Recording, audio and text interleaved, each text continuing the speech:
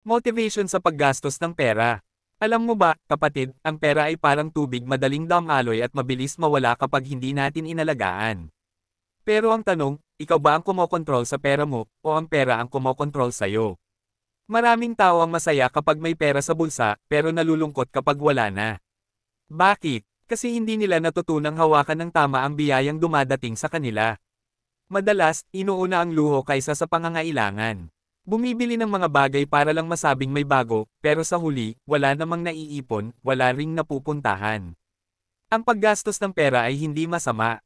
Natural lang gumastos, kumain, magpahinga, mag-enjoy paminsan-minsan. Pero dapat tandaan, ang pera ay hindi lang para sa ngayon, kundi para rin sa bukas. Kapag natutunan mong maging matalino sa paggastos, natututo ka ring maghanda para sa sarili mo at sa mga mahal mo sa buhay. Isipin mo, anong halaga ng cellphone na mahal kung sa bandang huli wala kang ipon? Anong silbi ng bagong sapatos kung sa oras ng pangangailangan, wala kang maibubunot?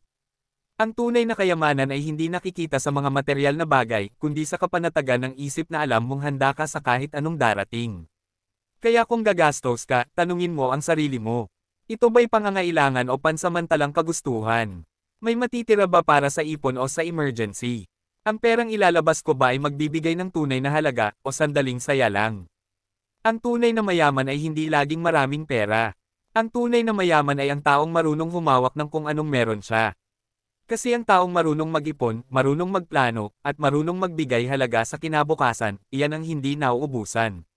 Kaya kapatid, tandaan mo, ang paggastos ng pera ay hindi para ipakita kung anong meron ka, kundi para masigurong may matibay kang pundasyon para sa buhay mo at para sa mga taong umaasa sa'yo. Sa bawat sentimong ilalabas mo, isipin mo ang halaga nito sa kinabukasan.